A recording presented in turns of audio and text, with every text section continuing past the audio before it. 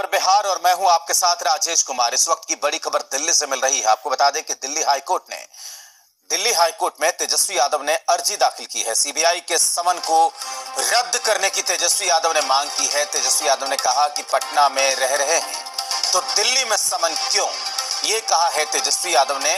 दिल्ली में पेशी के लिए नोटिस भेजने पर सीबीआई कर रही है कानून का उल्लंघन, ये कहा है तेजस्वी यादव ने। तेजस्वी यादव ने कहा कि दिल्ली हाईकोर्ट में तेजस्वी यादव ने अर्जी दाखिल की है। सीबीआई के समन को रद्द करने की तेजस्वी यादव ने मांग की। उन्होंने कहा कि जब वो पटना में रह रहे हैं तो दिल्ली में समन क्यों दिया जा रहा है। जी मीडिया संवाददाता प्रमोद इस वक्त हमारे साथ जुड़े हुए हैं।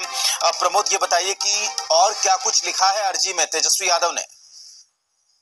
देखिए, बिल्कुल तेजस्वी यादव ने सीधे तौर पे सीबीआई के समन को चुनौती दी है और दिल्ली हाईकोर्ट में अर्जी दाखिल करके ये बोला है कि सीबीआई लगातार उन्हें समन भेज रही है, दिल्ली में उनको समन भेज रही है जबकि वो पटना में रह रहे हैं।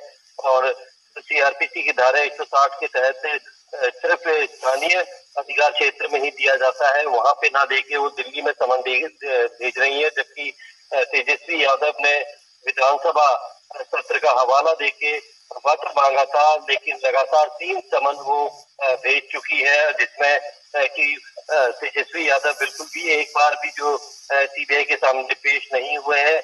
और उन्होंने कहा था कि उन्होंने बार बार सीबीआई से अनुरोध किया है कि वो चूंकि नवनियुक्त डिप्टी सीएम है और ऐसे में विधानसभा सत्र में रहना उनके लिए बेहद जरूरी है। उन्होंने विधानसभा सत्र खत्म होने तक का वक्त मांगा था, लेकिन बावजूद इसके वो दिल्ली में उनके नाम पे समन भेज रही है, जबकि वो खुद पटना में रह रहे हैं और 3 समन जो है वो अभी तक भेज चुके हैं।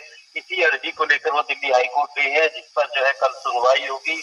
क्योंकि सीधे तौर पे उन्होंने जो समन है उसी को चुनौती दी है कि जो सीआरपीसी की धारा 160 के तहत समन भेजा जाता है वो उसी लोकल एरिया में भेजा जाता है जहाँ पे जिससे पूछताछ करनी होती है वो रह रहे होते हैं, जबकि वो खुद पटना में रह रहे हैं और समन है वो दिल्ली के उनके पते पर भेजा जा रहा है। तो इस मामले को लेकर कल हाईकोर्ट में सुनवाई होगी और सीधे तौर पे जो सीबीआई बार बार उन्हें समन दे रही है, कुल 3 समन अभी तक दे चुकी है, 4 मार्च, 11 मार्च और अब उसके बाद में एक बार भी अभी तक तेजस्वी यादव पेश नहीं हुए हैं। कभी वो अपनी पत्नी के गर्भवती होने का हवाला देकर या अपने निजी कारणों से वो तीनों समन में जो है वो स्किप करते हुए आए हैं और ऐसे में अब उन्होंने दिल्ली हाईकोर्ट का रुख किया है और सीबीआई के समन को ही जो है उन्होंने चुनौती दे डाली है। और कल ये पता चलेगा कि इसमें जो है दिल्ली हाईकोर्ट का क्या रुख रहता है। वो सीबीआई को किस तरीके से जो है या तो नोटिस जारी कर सकती है जवाब देने के लिए या कुछ दिशा निर्देश दे सकती है। तो एक तरह से तेजस्वी यादव ने अब मोर्चा खोल दिया है खुद सीबीआई के खिलाफ। वो सीबीआई जिस तरीके से उन्हें लगातार समन भेज रही थी उसके खिलाफ मोर्चा खोलते हुए उन्होंने रुख किया है दिल्ली हाईकोर्ट का।